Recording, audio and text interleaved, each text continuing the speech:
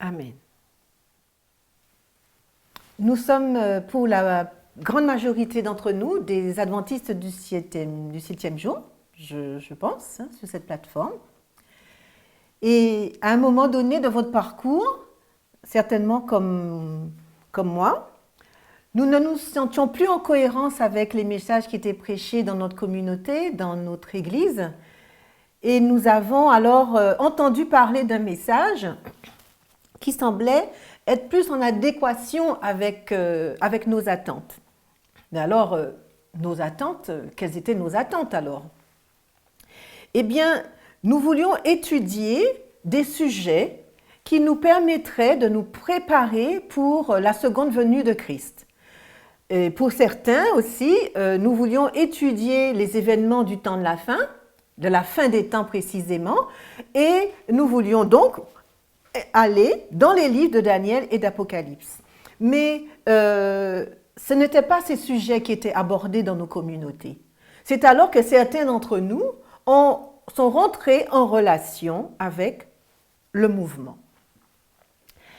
Il y a de cela quelques mois, Chimène nous a présenté l'historique du mouvement dans la francophonie. Mais en fait, finalement, quand on parle du mouvement, de quoi s'agit-il exactement? Eh bien, c'est ce que je vous propose que nous puissions voir ensemble cet après-midi. Nous savons que Dieu, nous l'avons vu avec Marie-Hélène ce matin et un peu avec Jean-Marie tout à l'heure, nous savons que Dieu, il illustre la fin par le commencement. Et donc, pour comprendre ce que c'est que le mouvement dans notre génération, eh bien, il est intéressant pour nous de retourner dans le passé et donc d'aller voir ce qui s'est passé dans l'alpha de l'Israël moderne que nous sommes. Nous sommes l'oméga. Mais nous irons aussi dans une autre histoire oméga, qui est l'histoire oméga de l'Israël ancien, donc l'histoire de Christ et des disciples. Donc commençons, je vous propose, commençons par l'histoire de Christ. Et nous prendrons une citation qui se trouve dans Fundamental of Christian Education. J'écris ici la citation.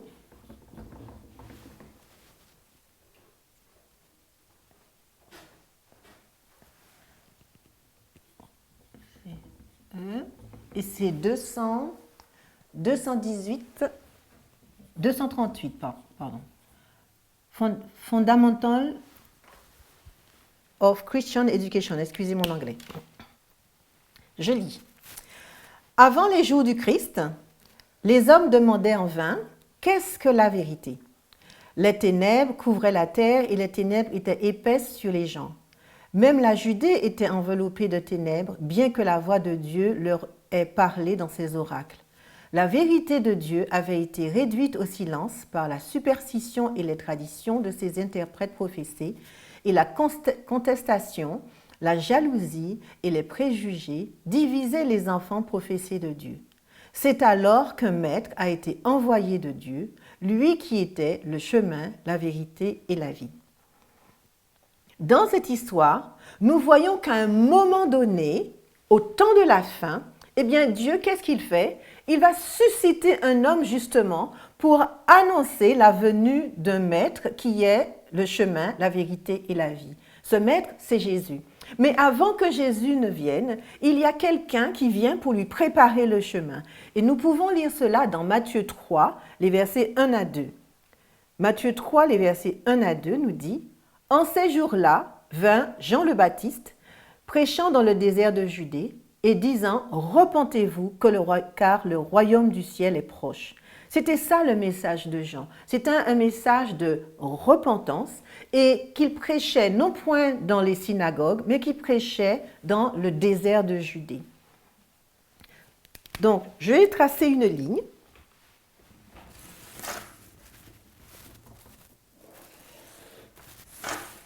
Et donc, nous voyons que au temps de la fin, nous avons un homme, Jean-Baptiste, qui est suscité. D'accord? Jean-Baptiste suscité. Et selon la citation que nous venons de lire, nous avons le contexte dans lequel il a été suscité. Il nous est dit que c'était les ténèbres. Et plus précisément, la citation dit « Même la Judée était enveloppée de ténèbres, d'accord? Et ensuite, elle dit « La vérité de Dieu avait été réduite au silence. Par quoi? Par la superstition et les traditions. » Donc en fait, ces ténèbres sont en lien avec ténèbres, en lien avec superstition,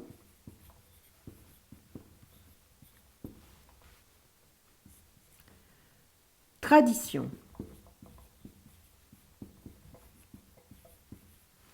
Ce sont ces superstitions et ces traditions qui enveloppaient la vérité de la parole de Dieu pour pouvoir enfermer le peuple et l'empêcher de comprendre ce qui allait se passer au temps de la fin.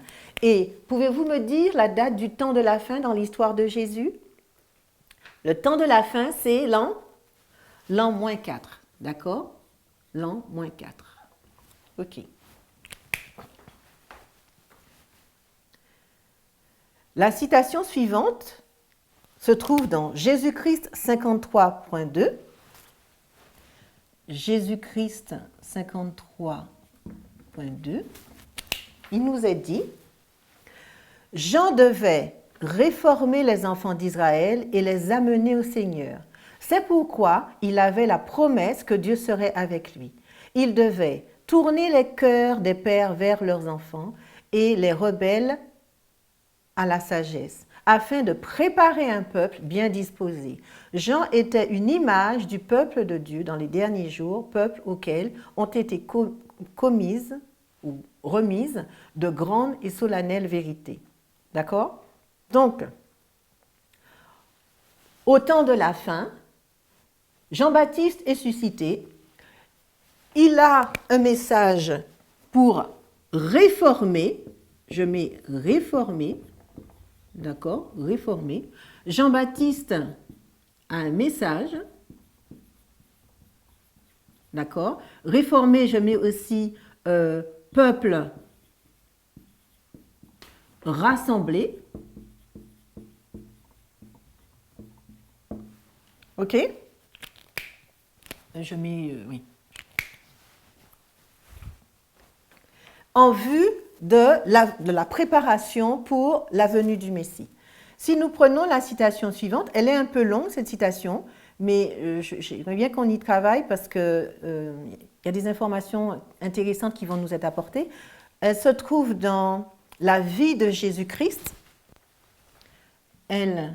Jésus-Christ, vie de Jésus-Christ, 48.1. VJC 48.1. Cette citation nous dit, nous allons prendre des mots-clés dans cette citation. Au temps de la naissance de Jean, les Juifs étaient dans une condition déplorable. Dans le but de calmer l'esprit de révolte, il leur fut permis de conserver une espèce de gouvernement séparé. Mais ils voyaient parfaitement que leur puissance et leur liberté étaient restreintes et qu'ils se trouvaient en réalité sous le joug des Romains. Les Romains prétendaient au droit de nommer à la sacrificature les hommes qui leur plaisaient et de les révoquer à volonté. C'était une porte par laquelle la sacrificature pouvait se corrompre. Des sacrificateurs qui n'étaient point divinement établis abusaient de leurs charges et étaient infidèles à remplir les devoirs de leur sacerdoce. Par le moyen de l'argent et de l'influence, des hommes d'une moralité dépravée obtenaient la faveur de ceux qui étaient au pouvoir et parvenaient ainsi à la sacrificature.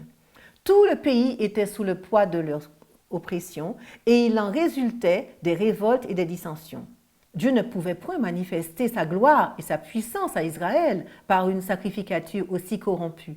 En conséquence de leur éloignement du Seigneur, les Juifs avaient vu leur foi s'obscurcir. plusieurs des principaux introduisirent leurs propres traditions et les donnèrent au peuple comme des commandements de Dieu. Mais le temps déterminé était venu où Dieu allait favoriser son peuple. Les Juifs pieux attendaient dans un esprit d'ardente prière la venue du Messie. Ils avaient cette confiance que Dieu n'abandonnerait point son peuple dans cette condition pour être en eau propre parmi les gentils. Je vous invite à continuer la lecture. Moi, je vais m'arrêter là. Mais cette citation nous permet d'avoir plusieurs éléments que nous avons déjà, certes. Donc, nous y voyons la notion de joug, enfin la notion de le joug romain. Le peuple de Dieu, les Juifs, étaient donc sous domination romaine, d'une part. Nous voyons aussi le fait que la tradition avait été introduite pour modifier la compréhension des commandements de Dieu, et des commandements supplémentaires avaient été rajoutés à ceux qui avaient été donnés par Dieu. D'accord ? Et ce qui est intéressant de constater, c'est que bien que le peuple était dans cette ambiance de ténèbres, il y avait quand même des Juifs qui étaient pieux et qui, par d'ardentes prières, soupiraient après la venue du Messie. C'est intéressant de constater et de voir cela. Donc, la mission de Jean-Baptiste, eh bien, était vraiment de prêcher la venue de ce libérateur qui était tant attendu. Et autour de Jean-Baptiste, il y avait des personnes qui se rassemblaient parce qu'ils acceptaient, ils comprenaient le message qu'il était en train de prêcher. Jean-Baptiste devient donc un symbole du premier ange, d'accord ? Jean-Baptiste devient un symbole du premier ange. On va mettre premier ange, ok ? Et il sera suivi par le deuxième ange en la personne de Jésus lui-même. Et tous les deux, ils emmènent un message. Et nous savons qu'à l'époque de Jésus, parmi les personnes qui attendaient la venue, eh bien, il y avait notamment Siméon et Anne, la prophétesse. D'accord ?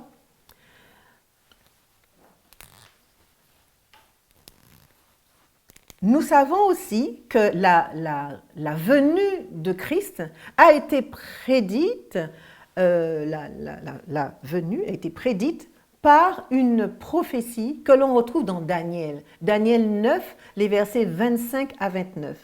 Le 25 à 27. Donc, le peuple, en fait, ils avaient cette connaissance scripturaire de la venue du Messie. Mais la façon dont les choses se mettaient en place ne correspondaient pas à leurs attentes. Donc, ils ne réalisaient pas qu'ils étaient en train de vivre un événement prophétique, et que le texte, la sœur White, elle le dit, le peuple de Dieu ne comprenait pas qu'il était en train de visiter par Dieu. Comment étaient nommées ces personnes qui suivaient en fait ces deux messagers? Dans un premier temps, nous avons les disciples de Jean-Baptiste et les disciples de Jésus, mais au fur et à mesure des événements, et même après la croix, nous avons ce groupe qui est grandissant.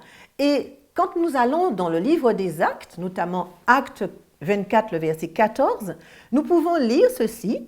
« Je t'avoue bien que je sers le Dieu de mes pères selon la voie, V majuscule, qu'il appelle une secte, croyant tout ce qui est écrit dans la loi et dans les prophètes. » Là, dans ce texte, c'est Paul qui parle, et il est en train de dire qu'il suit la voie, avec V majuscule. La voie correspond à la doctrine, correspond au chemin. Et doctrine, chemin, égale secte. Donc, on sait qu'une doctrine correspond à un message, c'est un ensemble de messages. Eh bien, on voit que la secte, la doctrine, en fait, c'est la même chose. Et dans les versets suivants, dans Acte 28, le verset 22, Acte 28, le verset 22, il nous est dit « Néanmoins, nous désirons apprendre de toi ce que tu penses, car quant à cette secte, nous savons que partout on la contredit. » Dans ce verset-là, pour le même mot, secte, eh bien, on voit que ce mot est associé plutôt à la notion de parti, de groupe. Et si le mot secte, quand vous le regardez dans la Strong, c'est la G139. Et la G139 nous dit que secte, c'est un corps d'hommes qui suivent leurs propres principes. Donc, si on dit que c'est un corps d'hommes qui suivent leurs propres principes, c'est qu'à un moment donné, ces hommes, ils se sont séparés du grand groupe reconnu officiel.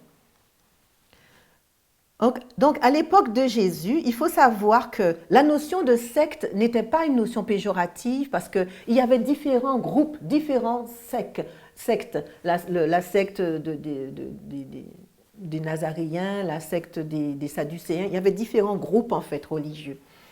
Et je ne sais pas si vous vous rappelez, mais cette secte, à quel moment on l'appelle chrétien? À quel moment on dit que ce sont des chrétiens? Pour la première fois, dans le livre des Actes, acte 11, verset 26, il nous est dit que c'est à Antioche, pour la première fois, que les disciples qui suivaient l'enseignement de Christ, cette secte était appelée chrétien. Nous savons donc que ce groupe d'hommes et de femmes, les disciples de Christ, cette secte, elle était organisée. Le chapitre 7 du livre des Actes nous parle de l'institution des apôtres, des diacres. Parce qu'à un moment donné, le nombre des croyants augmentant, il fallait organiser ce groupe. Et pour cela, il fallait nommer des diacres. Et nous savons que par la suite, Paul va nous parler de la nomination des anciens. Donc, ce message qui a été emmené par Jean-Baptiste, eh bien, ce message va emmener la constitution d'un groupe, et ce groupe constitue une secte, un groupe de chrétiens qui va s'organiser pour pouvoir propager ce message chrétien. Pourquoi dire tout ça en fait? C'est important de le dire parce que même à l'époque de Jésus lui-même, il y avait une organisation. Vous savez très bien que dans le groupe, parmi les 12, on dit que Judas, il était quoi? Judas, il était responsable de la bourse. S'il était responsable de la bourse, ça signifie que ce groupe recevait des dons et qu'il fallait gérer ces dons. Et il fallait mettre en place un responsable de la gestion de cet argent. Donc, il y avait quand même une organisation. Et nous, quand nous disons tout ça, c'est pour montrer que cette organisation, en fait, elle n'existe que parce qu'à un moment donné de l'histoire de Jésus et des disciples, Dieu, il a suscité un homme en la personne de Jean le Baptiste au temps de la fin. Parce que Dieu, il a voulu rassembler son peuple et il a voulu faire sortir son peuple de ces ténèbres spirituelles dans lesquelles ils étaient plongés pour les ramener à la lumière. Et les ramener à la lumière en les préparant pour la venue du Messie. Et après le Messie, après la croix, évidemment, le message va continuer à être prêché et ce groupe, en fait, va encore grandir parce qu'il faut attendre et se préparer pour la seconde venue du Messie, la seconde venue de Christ. Donc, dans cette histoire,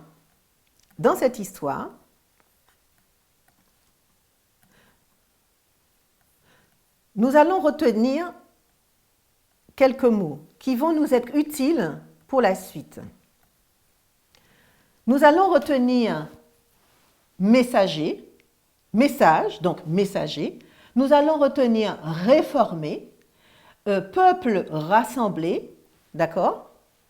Ok? Et nous allons retenir la notion de secte aussi. Secte égale groupe, groupe qui s'est séparé du grand groupe initial.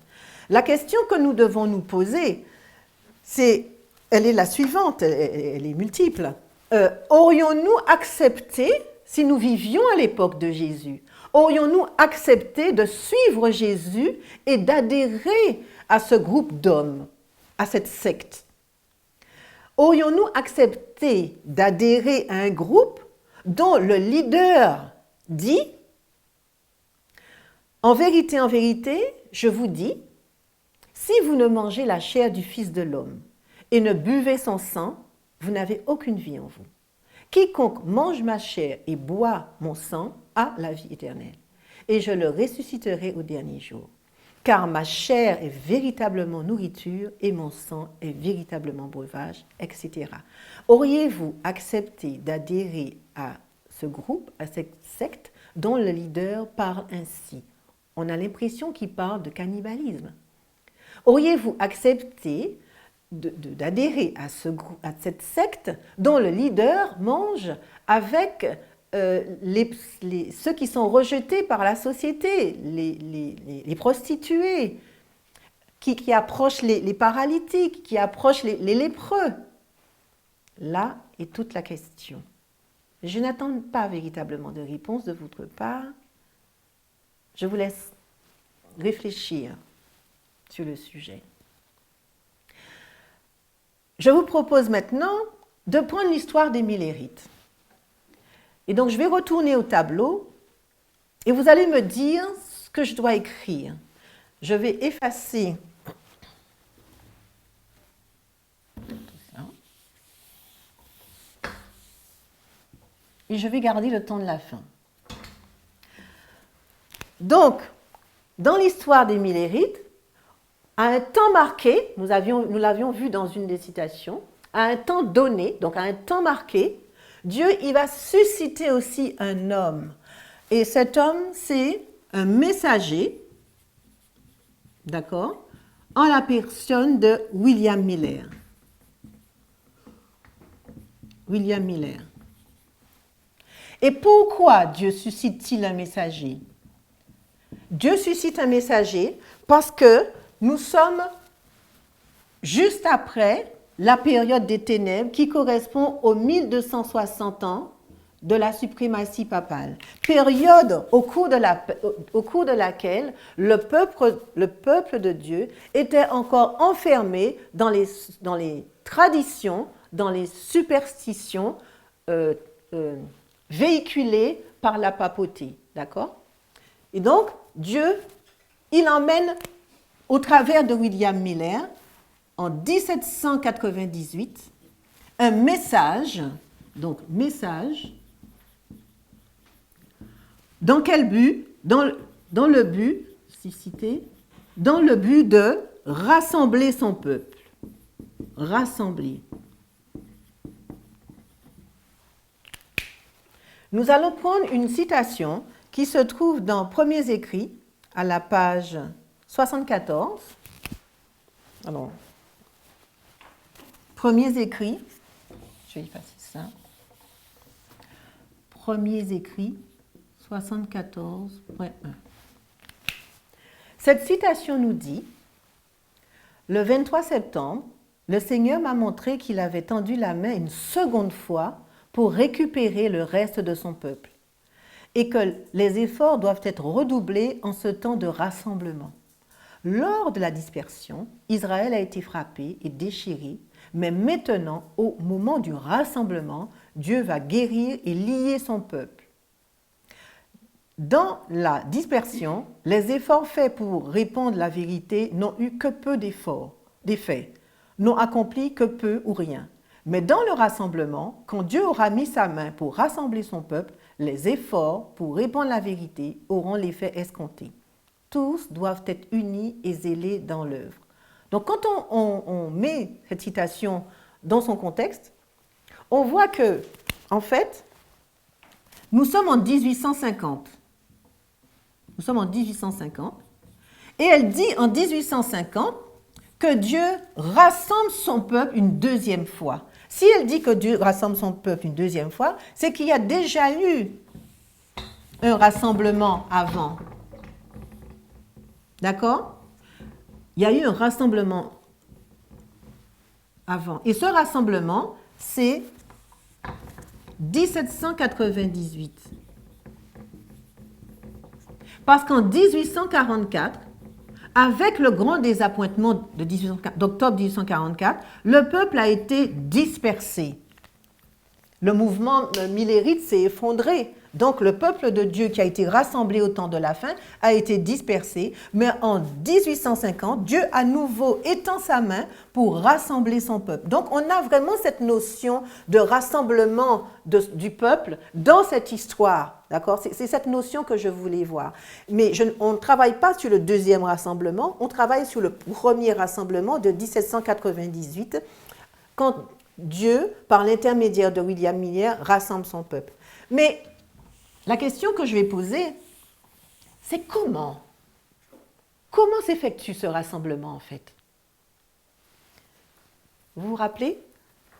En réalité, Dieu suscite Miller et rassemble son peuple par le biais d'un messager avec un message. Et ce message, c'était Daniel 8, 14. D'accord? Parce que William Miller, en 1818, il comprend que dans 25 ans, en 1843, Jésus doit revenir. Et c'est ça son message. Il annonce que Jésus va revenir pour purifier la terre, et donc il annonce le jugement à venir. Tout comme Jean-Baptiste, William Miller représente le premier ange. Il représente le premier ange qui arrive avec un message. Alors, nous allons prendre une citation qui se trouve dans Tragédie des siècles, TS 387.1. TS 387.1. Comme la Réforme au XVIe siècle, le mouvement adventiste a éclaté simultanément dans différentes parties de la chrétienté. En Europe et en Amérique, des hommes de foi et de prière se sont sentis poussés à étudier les prophéties. Dans divers pays, des groupes isolés de chrétiens sont parvenus, par la seule étude de la parole de Dieu, à la conclusion que le retour du Christ est à la porte et que la fin de toute chose est proche. En 1821, 3 ans après que Miller fut arrivé à la conclusion que les prophéties aboutissaient au temps du jugement, le missionnaire Joseph Wolff commença à proclamer la proximité du retour de Jésus. Donc, cette citation est là pour confirmer ce que nous avons dit précédemment, mais cette citation nous amène une information supplémentaire pour nous dire qu'en fait, lorsque ce message arrive avec William Miller, qui prédit la fin de toute chose, il y a un mouvement qui prend naissance, le mouvement adventiste. Et on comprend que le mouvement, c'est donc un ensemble d'hommes et de femmes qui vont se rassembler autour de William Miller, qui vont adhérer à son message pour participer à la proclamation de la seconde venue de Christ, pour proclamer la fin de toute chose. La citation qui va suivre se trouve dans TS 398.1, TS 398.1. Elle nous dit ceci. William Miller et ses collaborateurs furent chargés de faire entendre le message aux États-Unis, où la prophétie de l'ange d'Apocalypse 14 eut son accomplissement le plus complet. Ce pays devint le centre d'un grand mouvement. Les écrits de Miller et de ses associés furent envoyés jusque dans les pays les plus lointains. L'heureuse nouvelle du prochain retour du Christ atteignit les missionnaires dans toutes les parties du monde. Le cri de l'évangile éternel retentit partout. Craignez Dieu et donnez-lui gloire, car l'heure de son jugement est venue. Donc, cette citation nous permet de faire quoi? Cette citation nous permet de comprendre que le grand mouvement, le grand rassemblement, le grand mouvement qui a pris naissance dès le temps de la fin en 1798, eh bien, ce grand mouvement, il est en lien avec la prophétie de l'ange d'Apocalypse 14. Mais dans Apocalypse 14, c'est quoi le message? nous avons le message des trois anges. Ce message des trois anges qui est associé à l'évangile éternel. Donc, l'évangile éternel est associé au mouvement qui a été suscité dès le temps de la fin en 1798.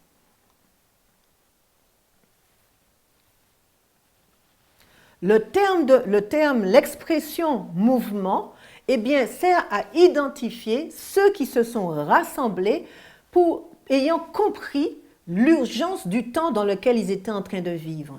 Ce mot est à mettre en lien avec le mot secte que nous avons dans l'histoire des disciples. C'est toujours la même idée. À l'époque de Jésus, c'était dans un sens non péjoratif une secte, mais à l'époque des Millérites, ce groupe s'appelle un mouvement. Et dans les deux cas, vous voyez bien que la secte et le mouvement, ils sont soutenus par un message. Parce que s'il n'y avait pas le message de Jean-Baptiste en termes de premier ange, et s'il n'y avait pas le message de William Miller, à aucun moment la secte et le mouvement ne peuvent exister. Pour asseoir tout cela, je vous propose de continuer avec une autre citation qui se trouve dans TS 371.1. TS 371.1. TS 371.1. L'œuvre de Dieu sur la terre, j'aime bien cette citation, l'œuvre de Dieu sur la terre présente d'âge en âge une similitude frappante dans chaque grande réforme ou mouvement religieux. Les principes qui régissent les relations de Dieu avec les hommes sont toujours les mêmes. Ecclésiaste nous le dit. Les mouvements importants du présent ont leur parallèle dans ceux du passé. Et l'expérience de l'Église dans les âges présents a des leçons de grande valeur pour notre propre temps. Donc, en fait, qu'est-ce qu'elle est en train de faire, la sœur White, là, en fait? En fait, elle est en train de justifier le fait qu'on utilise ligne sur ligne, en fait. Parce qu'elle nous dit que les histoires, les mouvements importants du présent ont leur parallèle dans ceux du passé. Donc, ce qui s'est produit dans le passé, donc ce qui s'est passé à l'époque de Jésus, eh bien, c'est ce qui se passe et qui s'est passé à l'époque des Millérites. D'accord? Il y a des petites différences. Hein? Mais nous pouvons tirer leçon de ce qui s'est passé. D'accord? Et elle nous parle de chaque grande réforme ou mouvement religieux. Donc, on peut mettre que ici, la notion de réforme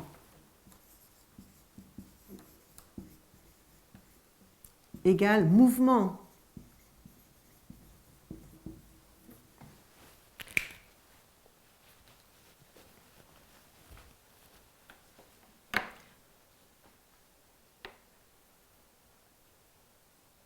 Réforme et mouvement, en fait, c'est la même chose.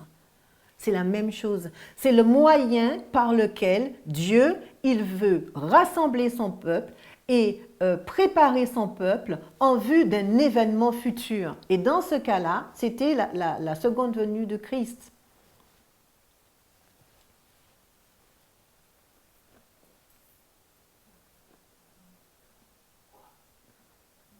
Ce mouvement, en fait, eh bien, il est composé d'hommes et de femmes et qui mettent en place une organisation. Parce que vous savez, William Miller, c'était un fermier. Et donc, du coup, il n'avait pas forcément envie de quitter sa ferme. Et autour de lui, il y a des hommes, dont Josiah Himes, qui l'ont retrouvé pour pouvoir monter ce mouvement et mettre en place une structure, une organisation pour l'aider dans les voyages qu'il a eu à effectuer au travers des États-Unis.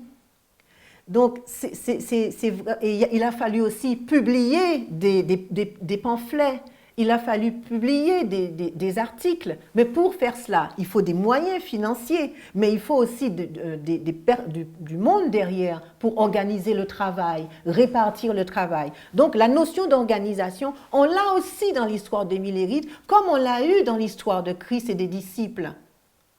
Et bien évidemment, après, l'Église s'est organisée. Mais ce que je veux montrer, c'est que dès le départ, cette notion de message, messager, rassemblement, organisation, nous l'avons en fait. Parce que le temps de la fin, le message qui arrive au temps de la fin, déclenche la mise en place de tout cela.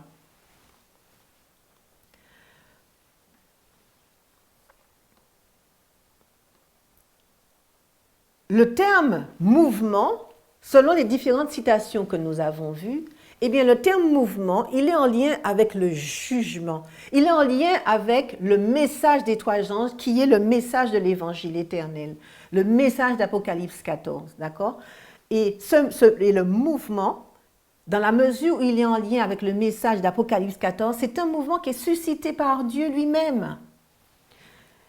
Donc, pour l'histoire d'Émile Hérite, en le mettant en parallèle avec l'histoire de Christ et des disciples, nous pouvons nous dire que nous avons aussi une question à nous poser. Quelle peut être cette question? Parce que nous avions une question dans le cadre de l'histoire de Jésus. Eh bien, aurions-nous accepté, si nous vivions à l'époque d'Émile Hérite, aurions-nous accepté d'adhérer à un mouvement qui fixe la date du retour de Jésus, alors que la Bible dit le contraire. Personne ne sait ni l'heure ni le jour. D'accord? Aurions-nous accepté d'adhérer à un tel mouvement? Aurions-nous accepté d'adhérer à un mouvement quelques mois après qui a connu un grand désappointement? Là est toute la question.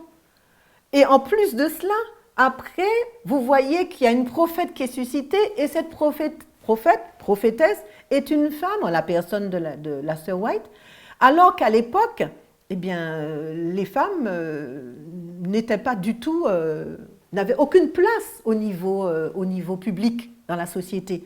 Elles n'étaient destinées qu'à travailler à la cuisine et à s'occuper des enfants. Auriez-vous accepté d'adhérer à un tel mouvement? Même si vous avez l'impression qu'effectivement, vous vivez des temps particuliers et que le retour de Jésus est proche, parce que vous avez vu certains événements se produire. Est-ce que vous auriez adhéré à ce mouvement? Là est toute la question. Mais, comme vous le voyez encore, nous avons fait ligne sur ligne, comme la sœur White nous l'a dit, parce que nous savons que Dieu ne change pas sa façon de fonctionner avec les hommes. Donc, ce qui s'est passé dans le passé se produit dans les temps présents. C'est ce que les Millérites ont vécu. Nous allons maintenant passer à l'histoire oméga de l'Israël moderne, donc notre histoire, parce que nous avions dit, rappelez-vous, que pour comprendre notre histoire, eh bien, il nous fallait retourner dans l'histoire de l'alpha de l'Israël moderne, mais aussi de l'oméga de l'Israël ancien. Donc, je vais donc retourner au tableau et je vais effacer certaines notes.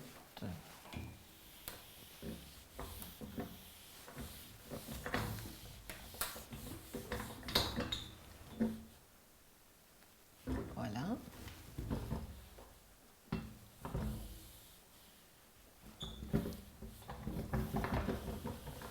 Alors, là, nous sommes au temps de la fin. Et comme nous le savons, au temps de la fin, Dieu suscite... Qu'est-ce que Dieu suscite au temps de la fin? Dieu suscite un réformateur. D'accord? Dieu suscite un réformateur. Il suscite un messager.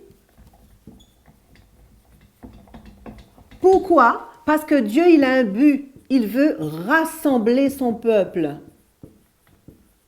Rassembler son peuple. Il veut rassembler son peuple en vue de quoi?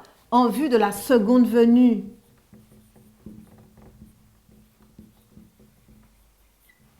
OK?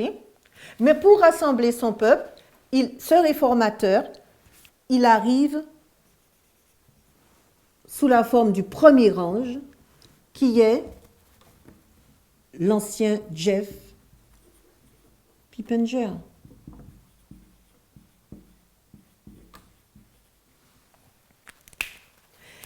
Et le temps de la fin, dans notre histoire, est 1989.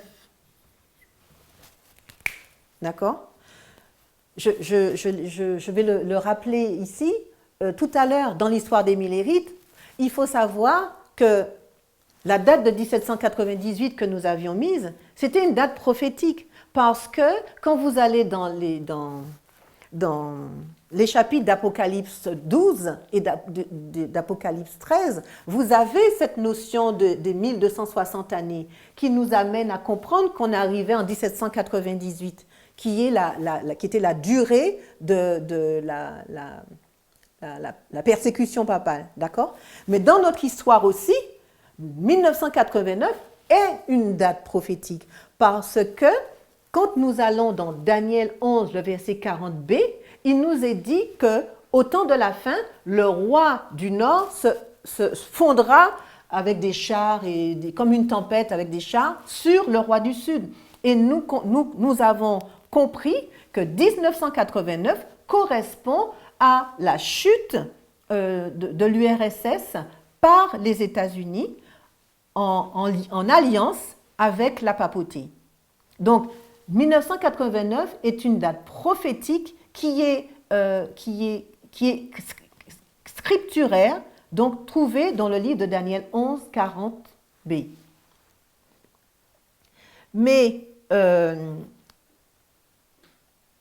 il faut qu'on revienne sur la notion de ténèbres, parce que vous avez vu que je n'ai pas enlevé 1260. Parce que dans l'histoire, dans notre histoire, celle des 144 000, la période de ténèbres ne dure pas 1260, elle dure 126 ans. D'accord ? Et ces 126 ans, alors, 1989, on a les 126 ans et on a 1863. 1863 est la fin de la ligne des Millérites, d'accord ? Si les Millérites avaient parfaitement compris la prophétie des 2520, ils auraient intégré que Jésus devait revenir en 1863, et donc du coup, 1863 est la date à laquelle le mouvement millérite, on va dire, le mouvement adventiste précisément, part dans les ténèbres, part dans le désert, et cette période de désert, de ténèbres, va correspondre à plusieurs événements. On va essayer d'en lister quelques-uns. Alors, à partir de 1863, nous avons le rejet des cartes, d'accord, qui sont un des fondements de notre foi, les rejets des cartes de 1843 et de 1850. D'accord ? Nous avons le rejet des 2520. OK ? Nous avons aussi le rejet de la compréhension que nous avons du perpétuel et de l'islam. OK ?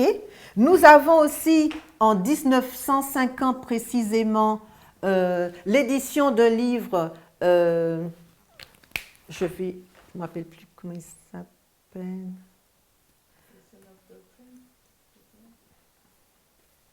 Alors, oui, c'est...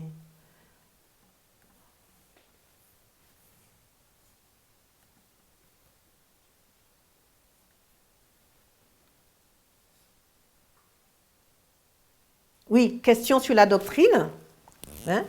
1950, question sur la doctrine. Question sur la doctrine.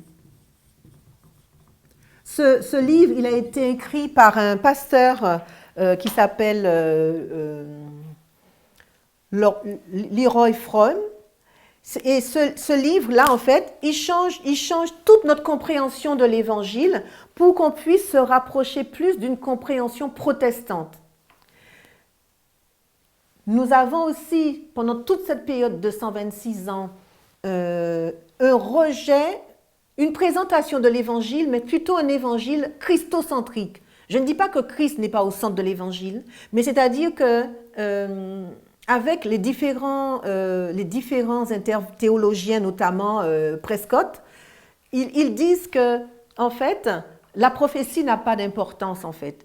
Et ils veulent centrer notre doctrine que sur la croix. D'accord? Et donc, mais il ne faut pas oublier que la naissance même du mouvement adventiste, c'est une naissance prophétique. Si Dieu n'avait pas permis que William Miller comprenne Daniel 8, 14, nous n'avons pas d'existence. Notre existence est prophétique. Et donc, du coup, lui, il met tout ça de côté, toujours pour se rapprocher du protestantisme. Donc, la notion de ténèbres dans notre histoire, à nous, eh bien, elle est liée à cela. Elle est liée à ces rejets, mais elle est liée à notre rapprochement du protestantisme, à notre retour, je dirais, vers le protestantisme. Parce qu'en 1798, lorsque Dieu il suscite William Miller, mais il nous sépare du protestantisme. Parce que rappelez-vous que dans la deuxième histoire, nous avons mis en parallèle la notion, le terme mouvement avec le terme secte. Et secte, c'était une séparation du grand groupe existant. Eh bien, mouvement, c'est pareil. C'est séparation du grand mouvement existant. Mais à l'époque de Miller, le grand mouvement existant, c'était les protestants aux États-Unis. Et donc, du coup, l'adventisme dérive du protestantisme, mais Dieu nous a fait sortir de ce protestantisme et il nous a donné une nouvelle méthodologie, notamment la méthodologie de la preuve par le texte avec William Miller et les règles d'interprétation de William Miller, pour que nous puissions comprendre les Écritures et comprendre la parole prophétique. C'est ce qui nous a amené à la compréhension des 2520, à la compréhension de Daniel 8, 14, et aussi les 2300 soirées matin, et aussi la compréhension d'Apocalypse 9 sur l'islam. D'accord? Ok. Donc, et nous, quand nous venons dans notre histoire, eh bien, nous, en 1863, avec l'organisation de l'Église adventiste officiellement, la conférence générale de l'Église adventiste, eh bien, à partir de là, malheureusement, eh bien, nous partons dans le désert, le peuple de Dieu part dans le désert, dans les ténèbres pendant les 126 ans, et nous avons vu en quoi consistait ce désert, ces ténèbres. Et c'est pour ça que lorsque nous arrivons en 1989, nous ne pouvons pas comprendre que nous vivons le temps de la fin. Nous ne pouvons pas comprendre la prophétie de Daniel 11, 40 à 45, parce que nous ne sommes plus dans les études prophétiques. C'est pour ça que vous et moi, nous nous sommes retrouvés totalement insatisfaits. Qui a créé cette insatisfaction chez nous? Nous ne pouvons que l'attribuer à Dieu. Mais nous avions besoin d'étudier les prophéties parce que nous avions toujours entendu que Jésus devait revenir et dans nos communautés, on n'en parlait pas. Et il nous fallait comprendre. C'est pour ça que l'ancien Pippinger, il arrive. J'efface tout cela parce que je vais rajouter autre chose.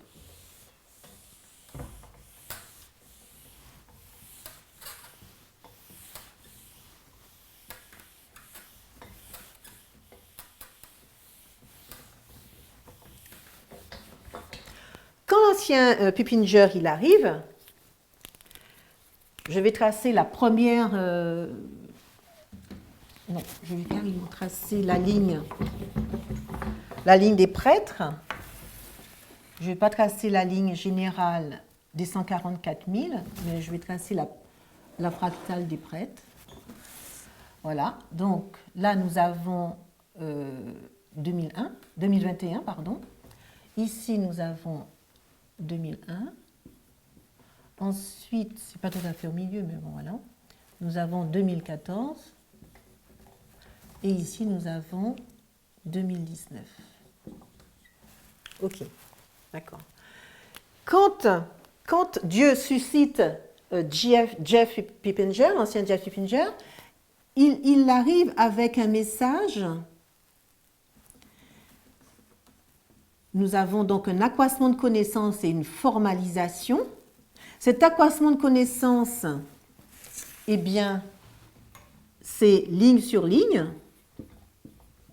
ou les lignes de réforme. Voilà, les lignes de réforme.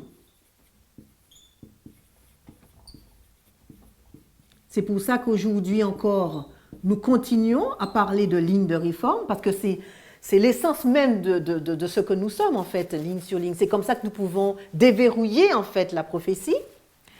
Et la formalisation,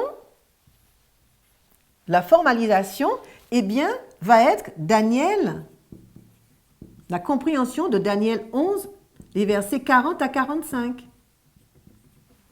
D'accord? L'accroissement de la connaissance, ligne sur ligne ou les lignes de réforme, arrive en 1991, donc je mets 91, et la formalisation en 1996. Et là, aujourd'hui, nous sommes en 2021, mais la fin de la ligne des prêtres, c'est Pagnum, dans quelques semaines, mais nous sommes là au mois de septembre. Nous sommes là et nous sommes à la formalisation de notre message. Mais ce que nous devons comprendre, c'est que quand Dieu, il suscite l'ancien Jeff, eh bien, il y a un mouvement, il y a un groupe d'hommes et de femmes qui ont accepté son message et qui lui ont emboîté le pas.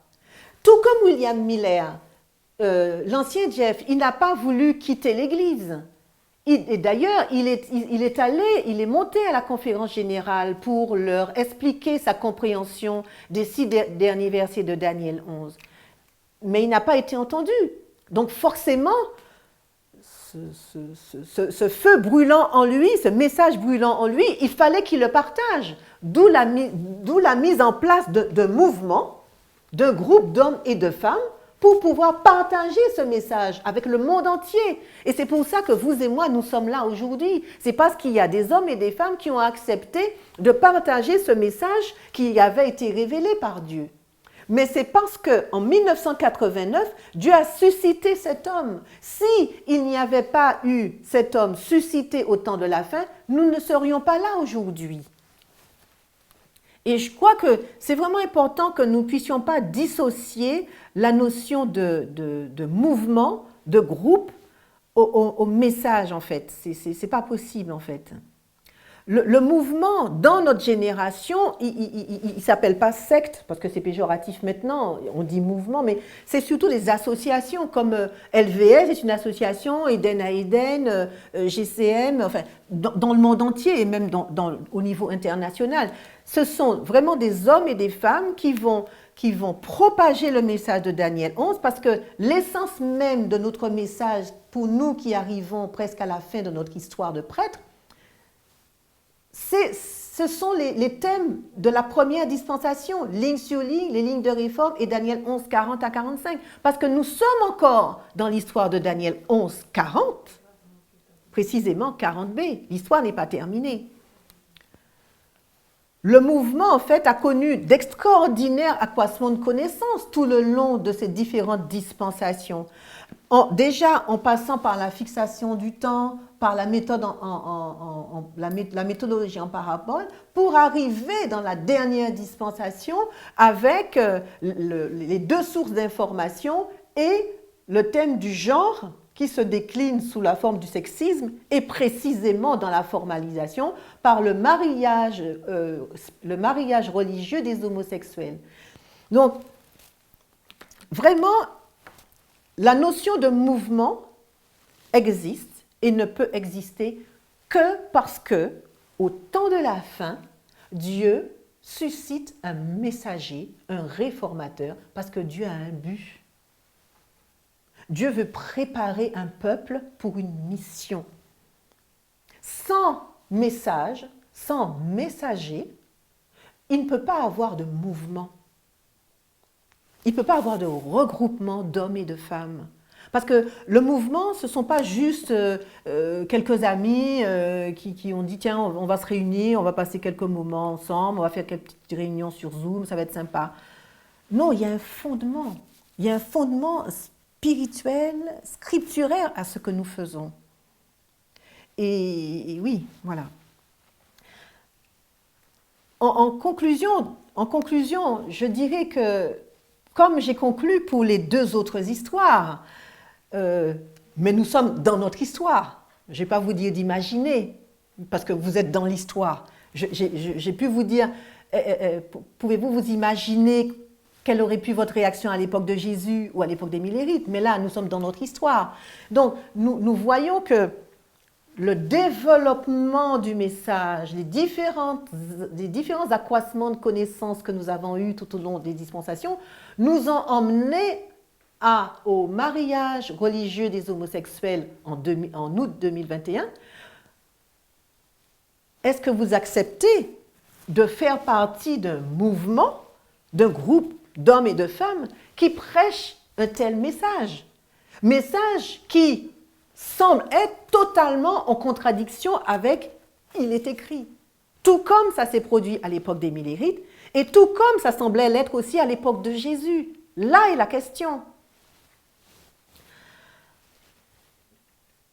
Pour conclure, je vous remercie de votre participation, mais pour conclure, nous allons quand même nous quitter. Au travers de ces trois histoires, nous voyons qu'au temps de la fin, c'est ce qu'il faut retenir, au temps de la fin, Dieu, il veut rassembler son peuple qui a été dispersé. Et donc, il va susciter un homme avec un message pour réformer son peuple. D'accord? Il met en place un groupe, appelé secte à l'époque de Jésus, ou mouvement de réforme. On ne peut pas dissocier secte, mouvement. C'est vraiment un mouvement de réforme. Ce sont des hommes et des femmes, des enfants qui s'organisent selon un système séculier terrestre pour pouvoir fonctionner, d'accord? Pour pouvoir fonctionner, pour pouvoir emmener le message. Mais on ne peut pas dissocier mouvement de message. Le mouvement a pour but de préparer un peuple, comme on l'a dit, pour la seconde venue de Jésus. Et pour ça, le mouvement, il a pour but, au travers du message, de restaurer l'image de Christ parmi les personnes qui constituent ce peuple, qui constituent ce mouvement. Donc vous voyez bien que derrière la notion de mouvement, il n'y a pas juste un rassemblement. Il y a quelque chose de plus profond. Il y a vraiment une œuvre que Dieu opère.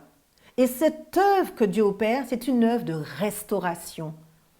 Le message, il est porté par le mouvement et en réalité, comme nous l'avons vu dans l'histoire des Millérites, c'est le message des trois anges qui est le message de l'évangile éternel. Et ce message, il annonce, c'est un message de jugement. Jugement, oui, mais jugement qui dit quoi? Il faut choisir. Et donc, ce choix va amener le développement de deux catégories. Et c'est ça l'évangile éternel. L'évangile éternel, c'est le développement, c'est la révélation de deux catégories. Mais mes amis, vous savez, ce n'est pas nouveau. Jésus lui-même, quand il est venu, il a dit qu'il est venu pour amener la séparation. Parce que Jésus, il sait très bien que lui, quand il vient, quand au temps de la fin, il y a un message qui vient, il y a des personnes qui vont accepter ce message et il y a des personnes qui vont refuser ce message. Alors, souvent, c'est certainement dû à notre période de ténèbres, lorsque tous ces théologiens comme Freud et Prescott, ils ont modifié notre théologie. Et donc, nous avons un évangile christocentrique, c'est-à-dire que Dieu est amour, et puis tout le monde, il est bon, et puis on ne parle même pas trop de la transformation du caractère, on en parle parce qu'il faut en parler, mais on ne va pas en profondeur pour savoir véritablement comment cette transformation doit s'effectuer. Et vous voyez que dans notre histoire, à nous, les 144 000, Dieu nous a donné le message de la nature de l'homme pour nous expliquer comment concrètement cette restauration de l'homme doit se faire. D'accord? Donc, je veux vraiment que nous comprenions que derrière le mouvement, il y a plus que ce qu'on peut penser. Il y a plus que juste un rassemblement d'hommes. Il y a vraiment une œuvre divine qui est en train de se faire. Le message qui annonce le jugement à venir, nous l'avons vu dans le passé, c'est souvent un message qui est impopulaire. Impopulaire car il va à l'encontre de tout ce qu'on peut imaginer, de tout ce qu'on a déjà entendu à l'époque de Jésus et à l'époque des Milérites. C'est la même chose. Donc, dans notre histoire aussi, notre message, il est impopulaire. Le mariage religieux des homosexuels dans le monde chrétien. Tout le monde dit, oui, il faut aimer les homosexuels, ils sont comme nous, il faut les aimer, moi je ne les rejette pas. Mais à partir du moment où on parle de mariage, personne n'est d'accord. Il y a un problème. C'est soit ils sont comme nous, soit ils ne sont pas comme nous. Et s'ils sont comme nous les hétérosexuels, nous pouvons nous marier civilement et religieusement, en quoi les homosexuels n'auraient pas le droit, eux aussi, de se marier civilement et religieusement. Le mouvement, quoique composé d'hommes et de femmes, il suit les révélations que Dieu envoie, même si cela semble totalement à l'encontre de ce que nous pourrions penser. Et l'ancienne Thèse, elle l'a dit dans une de ses présentations, et c'est interpellant, elle dit que c'est la providence en fait qui les a choisis comme messagers. Eux, ils n'ont pas choisi. Et ça m'a renvoyé à William Miller. William Miller, il était bien dans sa ferme, hein? Il n'avait pas choisi. C'est vrai qu'il a été interpellé par Dieu et que, poussé par Dieu et l'amour qu'il avait pour Dieu, il s'est soumis. Mais au départ, ce n'était pas son choix. Donc on voit bien que c'est une œuvre divine. L'évangile éternel véhiculé au travers du mouvement, le message des trois anges véhiculé au travers du mouvement est une œuvre divine. Le mouvement, il définit les hommes et les femmes qui agissent dans cette histoire. Et nous voyons que c'est une histoire en mouvement parce que nous partons d'un point A pour arriver à un point B. D'accord? Nous partons à un point A pour arriver à un point B. Mouvement. Nous avons ici le temps de la fin. Et nous avons la seconde venue. C'est un mouvement et nous sommes en mouvement.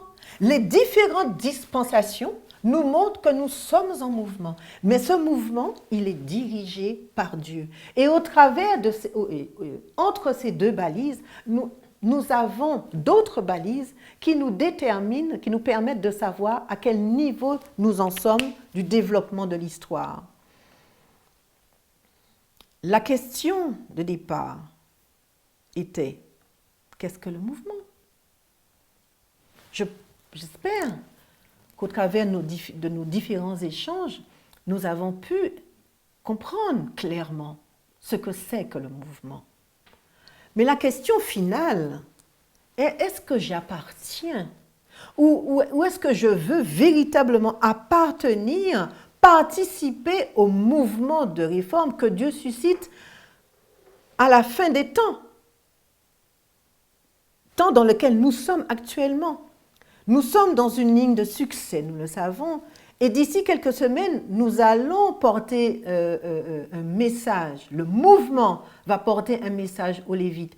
Nous ne savons pas encore sous quelle forme les choses vont se dérouler. Nous ne savons pas encore. Ça ne doit pas être notre préoccupation, parce que nous savons que nous n'avons pas à nous inquiéter du futur, parce que si nous n'oublions pas comment Dieu nous a guidés dans le passé, nous avons l'assurance qui nous guidera dans le futur. Et donc, mais la question que nous devons nous poser, ce n'est pas par rapport à ce que Dieu va faire, parce que Dieu, il va toujours faire ce qui est juste. Mais la question que nous devons nous poser, c'est moi. Quelle est ma position? Si je crois que Dieu, en 1989, il a suscité Jeff Bibinger en lui donnant la compréhension des lignes de réforme et de ligne sur ligne.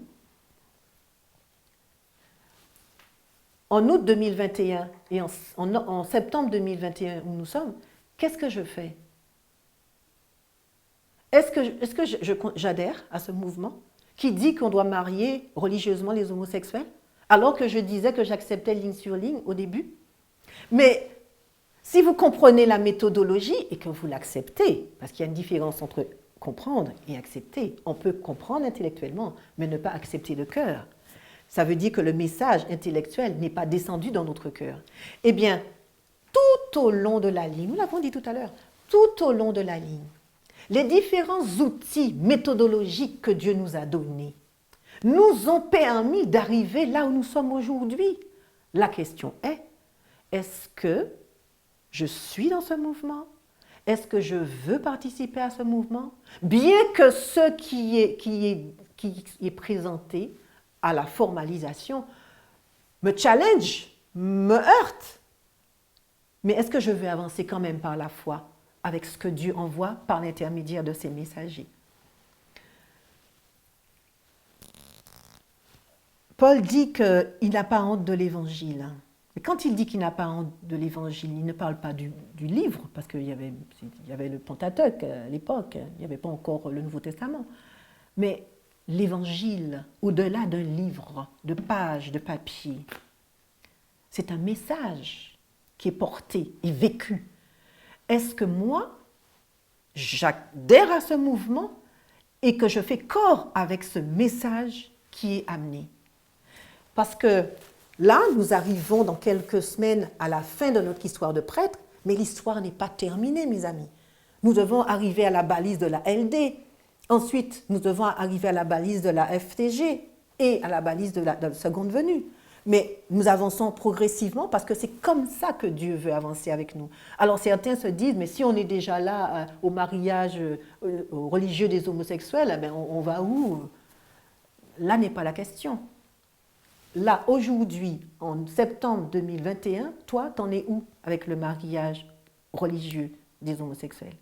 Tu comprends que c'est en lien avec ligne sur ligne, les lignes de réforme, Daniel 11, 40 à 45? Si tu comprends que oui, c'est Dieu qui dirige ce mouvement dès le temps de la fin, comme il l'a fait à l'époque de Jean-Baptiste et comme il l'a fait à l'époque des Millérites, alors oui, Dieu est encore là lorsque nous sommes aujourd'hui, en septembre 2021, et il continuera de nous conduire jusqu'à la Canaan céleste. Puissions-nous laisser Dieu, au travers de ce mouvement et au travers des différents messages qu'il nous envoie, puissions-nous le laisser transformer notre caractère, c'est-à-dire représenter le caractère de Christ. Nous avons une petite chanson que nous aimons chanter dans nos communautés d'église, qui est « Te ressembler Seigneur ». Mais peut-être que jusqu'ici, nous chantions ces quelques paroles, mais nous ne comprenions pas qui est véritablement Jésus. Et au travers de cette ligne de réforme, de ce mouvement de réforme, eh bien, Dieu se révèle à nous. Et alors qu'il se révèle à nous, eh bien, il nous change à son image. Mais pour cela, il nous faut accepter les messages qu'il envoie par le biais de ses messagers dans le mouvement de réforme. Je vous remercie de votre participation, de votre écoute. J'espère vraiment que cela sera bénéfique à tout un chacun. Et je dis au revoir à la Guadeloupe, à la Martinique et à Tahiti. Je vous dis à très bientôt. Et pour clôturer, nous allons prier ensemble. Seigneur Dieu, comme il est bon d'être à tes côtés et de t'entendre te parler au travers de ces 3 lignes de réforme que tu nous as permis de dessiner. Au travers de ces 3 lignes de réforme que tu nous as permis de revoir. Qu'est-ce que le mouvement? Là était toute la question. Mais Seigneur, le mouvement, en fait, c'est toi qui agis au travers d'hommes et de femmes.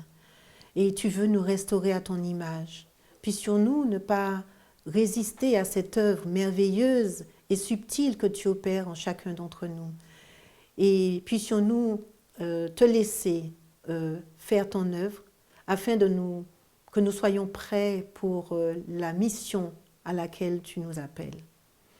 Veuille bénir ton peuple dans la francophonie et dans le monde entier.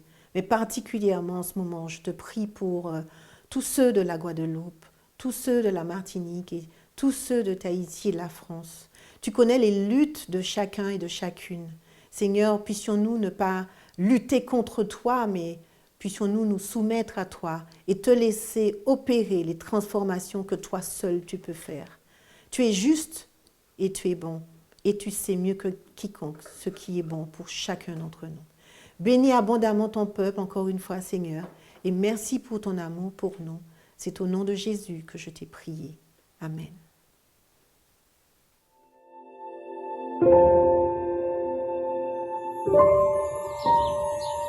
Thank you.